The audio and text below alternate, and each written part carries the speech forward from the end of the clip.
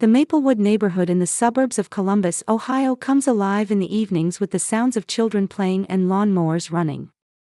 Linda Harris had spent 10 years in this quiet middle-class community. She worked 3 days a week as a cashier at the local supermarket.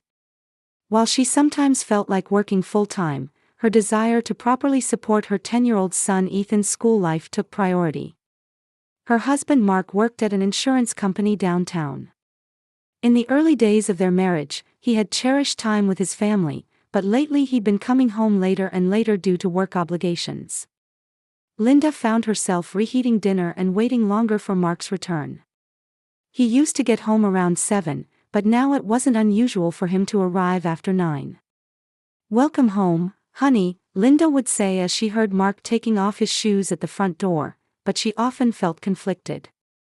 Seeing his tired expression, she felt torn between wanting to understand how hard his work was and wishing he could make a little more time for the family. Mark was a kind husband and father, but lately their conversations at home weren't as lively as they used to be. Meanwhile, their son Ethan was an active 4th grader who preferred telling his mother about his day rather than doing homework when he got home from school.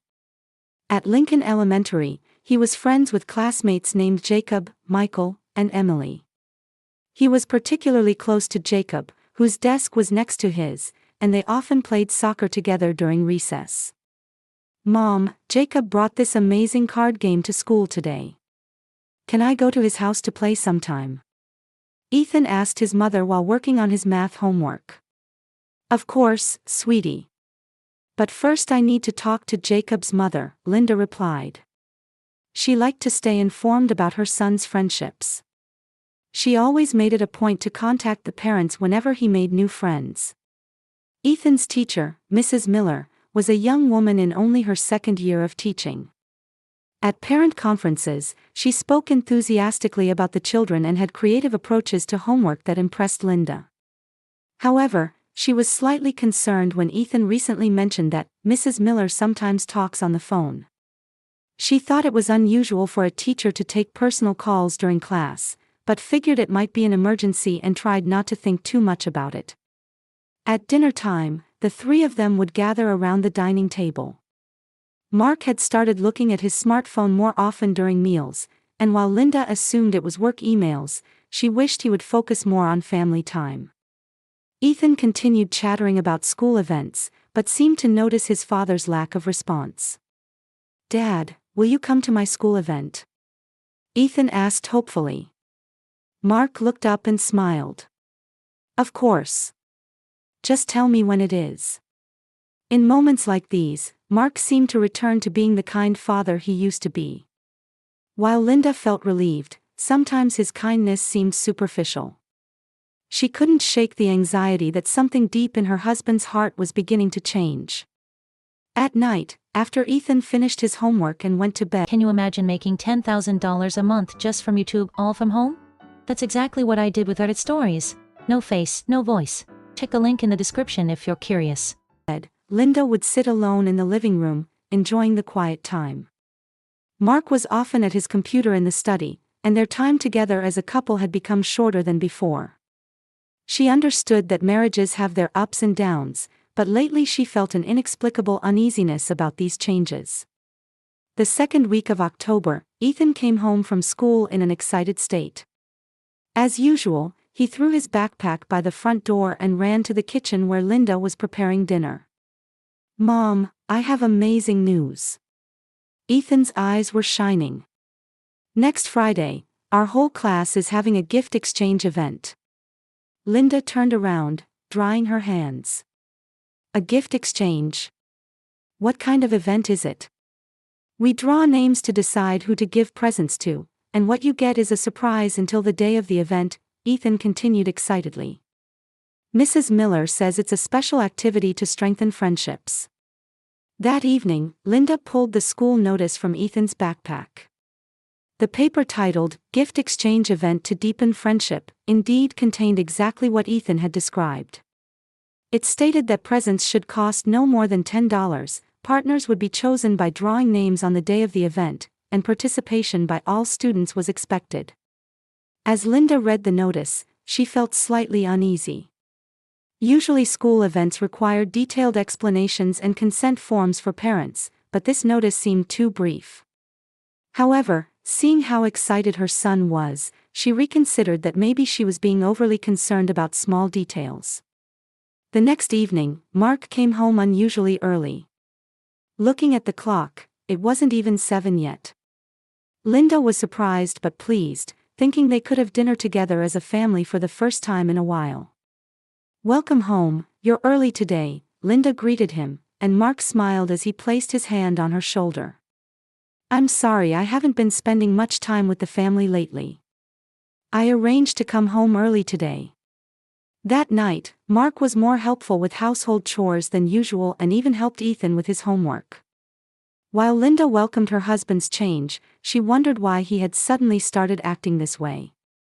It wasn't their anniversary or any special occasion. Still, she decided to simply appreciate having family time back. Ethan seemed happy to have regained his father's attention. "Dad, will you listen to me talk about the school gift exchange event?" "Of course. What kind of presents do you think you'll get?" Mark sat next to his son and listened seriously. "That's what makes it interesting, not knowing. But I hope I can exchange presents with Jacob." Mark looked at Linda and smiled. "Our son is really blessed with good friends." That weekend, Mark devoted himself to family activities. On Saturday, the three of them went to the shopping mall together and picked out a gift for Ethan's exchange event. On Sunday, they played catch at the nearby park, and in the evening, they had dinner at Linda's favorite Italian restaurant.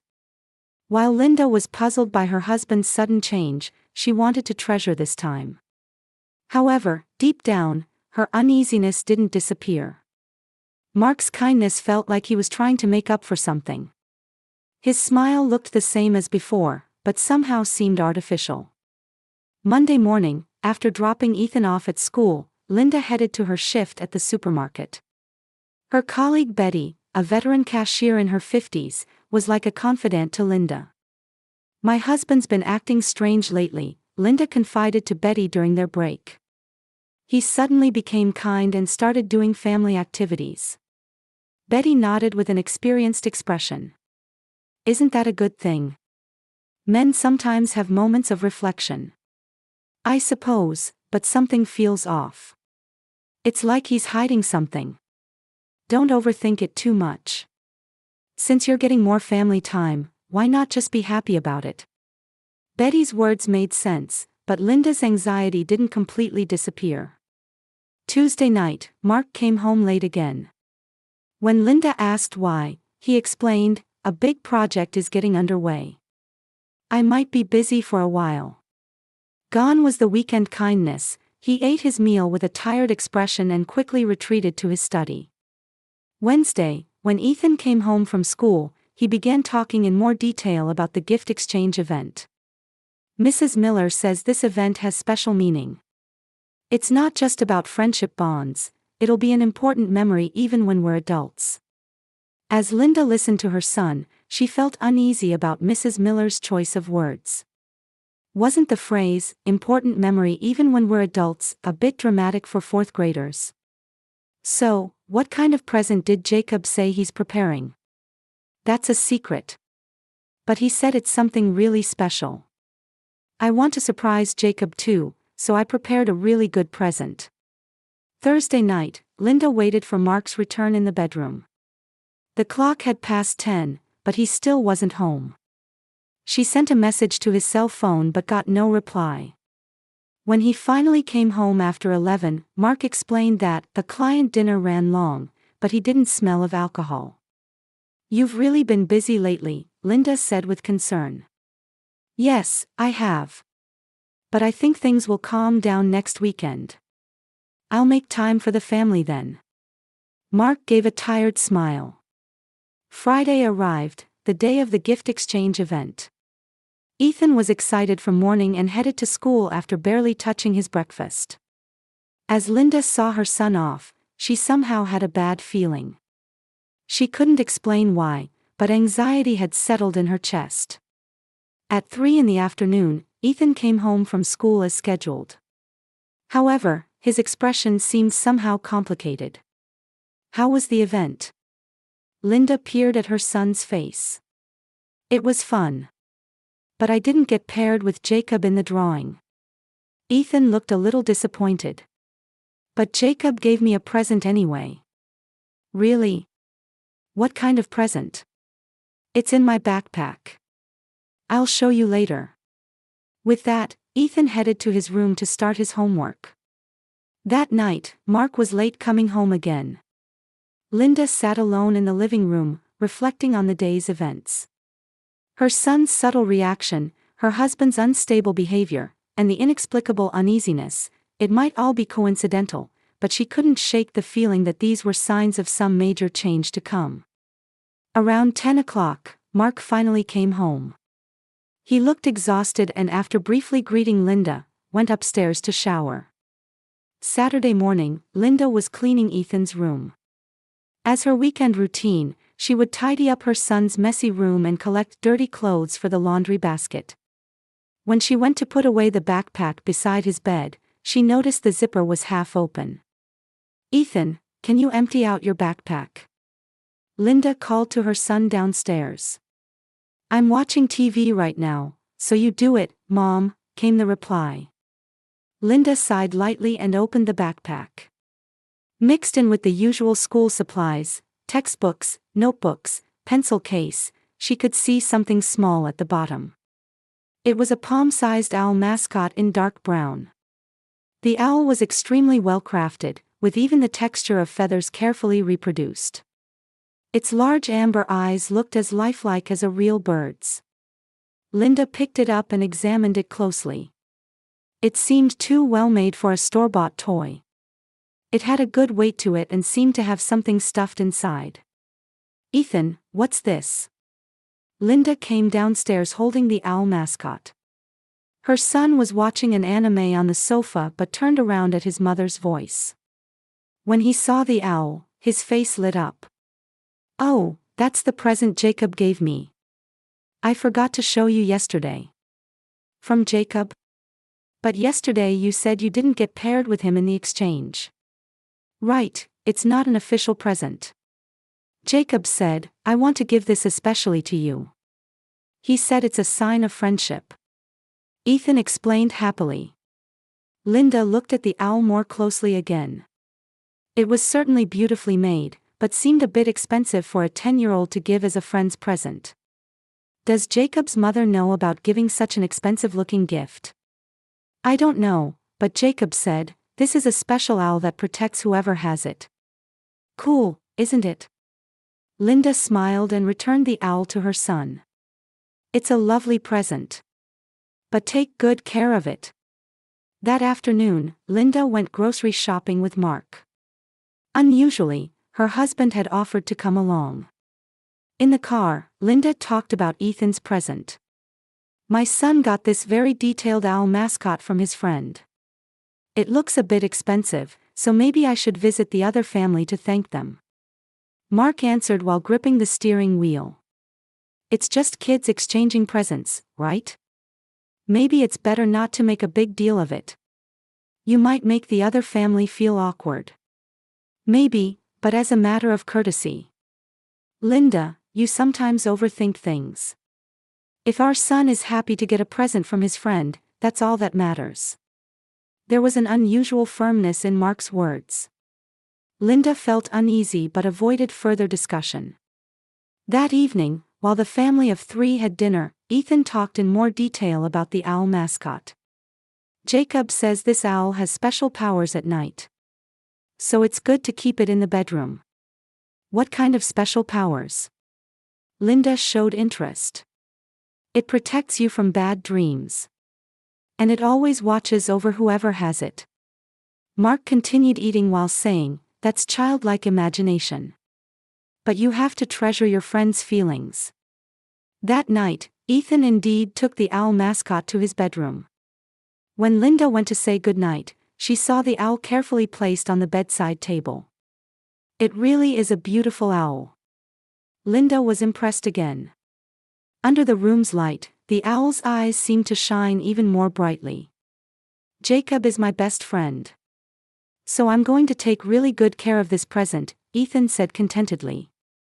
Linda gave her son a goodnight kiss, turned off the lights, and closed the door. Walking down the hallway, she couldn't get the owl's amber eyes out of her head. They were so realistic that she felt like she was actually being watched. Late at night, Linda woke up feeling thirsty. Looking at the clock, it was past 2 in the morning. Mark was sleeping deeply beside her. Linda quietly got out of bed and went downstairs to the kitchen for water. While going down the stairs, she noticed a thin light leaking through the gap under Ethan's door. Thinking her son had left the light on while sleeping, she decided to peek into his room. When she quietly opened the door, the room was indeed dark. However, she could see the owl mascot on the bedside table faintly glowing. At first she thought it was streetlight coming through the window and reflecting, but looking carefully, the owl itself was clearly emitting light. Linda gasped. The amber eyes were flickering faintly like a real living creature. Even more surprising, she could see a pale blue light leaking from the owl's chest area. Her heart pounded violently. This wasn't an ordinary mascot. Some kind of electronic device must be built into it. But why would a 10-year-old's friend have such a high-tech toy? Linda entered the room and picked up the owl. When she touched it, she could indeed feel something mechanical inside. She could also feel small vibrations. This wasn't just a mascot, it was some kind of functional device. Fear ran down her spine. Why was such a thing in her son's room? Who exactly was this friend named Jacob? And why had Mark tried to avoid investigating this matter deeply? Linda's instincts were sounding an alarm. This owl was dangerous. To protect her son, she had to dispose of it immediately. Without hesitation, she gripped the owl and headed to the living room downstairs. Linda stared at the owl once more. It was beautifully made, but had an eerie quality she couldn't identify. These amber eyes might have been monitoring her son and her family. "I'm sorry, but we can't keep this in our house," Linda whispered and threw the owl into the fireplace flames. The mascot burst into flames vigorously. However, unlike the sound of ordinary fabric burning, she heard sounds of something popping and metal being heated. From inside the flames, small sparks scattered from within the owl, and she could clearly hear the sound of electronic components burning. Linda's guess was correct. This wasn't just a mascot. Some kind of electronic device, probably a listening device or surveillance equipment, had been hidden inside. Linda sat in front of the fireplace until the flames died down. While telling herself this was an action to protect her family, she wondered how she would explain to her son tomorrow. And more than anything, she needed to know the truth behind this incident. Linda couldn't sleep until dawn. The owl's amber eyes were still burned into her mind. Sunday morning, Linda carefully examined inside the fireplace. In the ashes, she found small metal fragments and partially melted plastic pieces. Among them was a small green fragment that was clearly part of an electronic circuit board. Her guess hadn't been wrong. That owl mascot had definitely contained some kind of electronic device. When Ethan came downstairs for breakfast, Linda carefully spoke to her son. "Ethan, I went to look at the owl mascot last night, but I couldn't find it. Do you remember where you put it?" Her son looked confused. "I put it on the bedside table. I definitely put it there. Shall we look for it together again?" The two of them searched Ethan's room thoroughly, but naturally the owl wasn't found. Her son gradually became anxious. "Mom, my precious present is gone. What am I going to tell Jacob?" Linda placed her hand on her son's shoulder. "Don't worry. We'll find it. By the way, can you tell me more details about Jacob? What kind of boy is he?" "Jacob is the same age as me, but he knows a lot of things. He said his mother teaches him all kinds of stuff. And sometimes his mother comes to pick him up from school. She's a really pretty lady." "Do you know his mother's name?" I think he called her Sarah." Jacob said, My mom has a special job. Linda's wariness increased in her heart. What kind of special job do you think? I don't know, but he said it's computer work. They have lots and lots of computers at home. That afternoon, Linda looked up Jacob's home address in the school directory. Fortunately, the PTA directory included parent contact information. Jacob Martin's mother was listed as Sarah Martin, and the address was in a new subdivision about 15 minutes by car from the Maplewood neighborhood. In the evening, Linda decided to visit that address. She only told Mark she was visiting a friend. The Martin house was a newly built single-family home with a very orderly exterior. However, all the windows had blinds drawn, making it impossible to see inside. Linda rang the doorbell. After a few minutes, the door opened.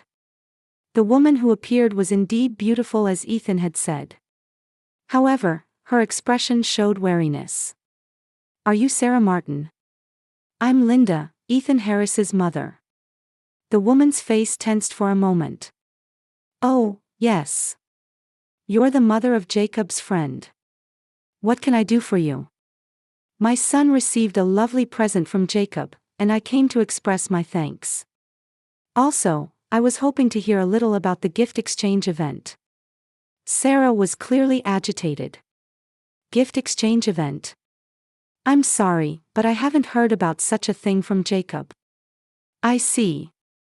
It was an event that the whole class participated in at school. I'm sorry, but Jacob was absent from school on Friday due to illness. So he couldn't have participated in such an event. Linda's blood drained. Ethan had definitely said he got a present from Jacob on Friday. But if Jacob was absent from school, that story didn't make sense. But my son said he got an owl mascot from Jacob. An owl mascot? Sarah's voice went high. I'm sorry, but I have no memory of giving such a present. And Jacob is. Sarah started to speak but closed her mouth. Then she continued apologetically. Actually, I don't have a son named Jacob. I don't have any children. Linda was stunned. But my son definitely talked about his friend Jacob. You might be confusing me with someone else. I am Sarah Martin, but I'm not the mother of the Jacob your child mentioned. Linda checked the address in confusion, but it was definitely the address listed in the PTA directory. However, the woman in front of her said she had no children. I'm sorry. There seems to have been some mistake. Linda bowed her head. In the car on the way home, Linda tried to organize the situation. The friend named Jacob that her son had talked about might not exist. Then who had given him that owl mascot? When she arrived home, Ethan was doing homework. Linda carefully asked her son. Ethan, when was the last time you talked to Jacob? During the gift exchange event on Friday. That's when I got the owl. But according to Jacob's mother, Jacob was absent from school on Friday. Ethan looked confused. That can't be right. He was definitely there. And I got the present too. Ethan, answer honestly. Is there really a friend named Jacob? Or did you get the present from someone else? Her son was silent for a long time. Then he finally spoke. Actually, Mrs. Miller gave me the owl. Linda's heart nearly stopped. Mrs. Miller. Why would the teacher? The teacher called me over and said, "This is a special present. But keep it secret from your father and mother." So I said I got it from Jacob. Why did it have to be kept secret? The teacher said, adults sometimes don't understand children's special friendships. But was it really wrong? Linda hugged her son. You didn't do anything wrong. But why would the teacher do such a thing? Just then, she heard the sound of the front door opening. Mark had come home. His footsteps echoed in the hallway, and she could hear him approaching the living room. Linda, I'm home. Mark's voice could be heard. However, there was an unusual tension in his voice. Linda whispered to her son, Ethan, don't tell anyone about what we just talked about. Promise me. Okay, Mom. Mark entered the living room. His expression was harder than usual, and she could see something like anxiety. Where did you go today? Just to a friend's place, Linda answered vaguely. I see. Mark started to say something but stopped. Then he looked at Ethan and smiled. Son, what happened to the present you got from your friend? Are you taking good care of it? Ethan looked at his mother before answering. Yes, I'm taking good care of it. That night, after Mark shut himself in his study, Linda organized the situation by herself. Why had Mrs. Miller given her son a listening device? And why did Mark show unnatural interest in this matter? All the mysteries seemed to be converging on one terrifying possibility. Monday morning, after dropping her son off at school, Linda went directly to the principal's office. Principal James looked surprised as he welcomed Linda. Mrs. Harris, what brings you here? Is there some emergency? Linda calmly explained the situation.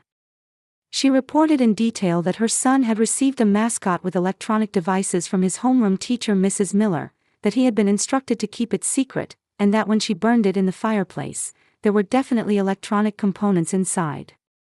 The principal's face turned pale. This is a very serious matter. Let's call Mrs. Miller right away. 30 minutes later, Mrs. Miller was called to the principal's office. The young teacher in her late 20s was clearly agitated when she saw Linda. Mrs. Miller, Mrs. Harris has made a serious allegation. Please explain about giving Ethan a listening device. Mrs. Miller initially tried to deny it, but when Linda showed her photographs of the burned electronic components, she gave up and began to speak. I had a personal relationship with Mark Harris. He asked me to find out about the home situation, and I just... Her voice was shaking. He said he was considering divorce and wanted evidence that would be favorable in a custody battle. Linda asked calmly, what kind of relationship do you have with my husband? We've been dating for 6 months. He said things weren't going well with his wife. The principal immediately called the police. Mrs. Miller's inappropriate conduct toward a child, privacy invasion, and abuse of authority due to an affair were clearly criminal acts. That evening, when Mark came home, Linda and a police officer were waiting in the living room. Mark's face turned completely pale. Mark Harris, you need to be questioned regarding charges of wiretapping, the officer announced. The subsequent developments were swift. Mark initially denied everything, but faced with Mrs. Miller's testimony and evidence, he had to admit to the affair and home surveillance. He had been trying to gather evidence of Linda as a bad mother to gain an advantage in custody. Mrs. Miller had her teaching license revoked and was criminally charged for inappropriate conduct toward a child. Mark was also prosecuted as an accomplice and fired from his company. The divorce proceedings went more smoothly than expected. With Mark's affair and illegal activities revealed, there was no objection to Linda gaining custody. Alimony and child support payments were also agreed upon under relatively good terms due to Mark's guilt. 6 months later, Linda and Ethan had started a new life in a new apartment. Ethan made new friends at his new school and seemed brighter than before. Mom, my new homeroom teacher is really nice, Ethan reported at dinner. She doesn't give weird presents or tell me to keep secrets.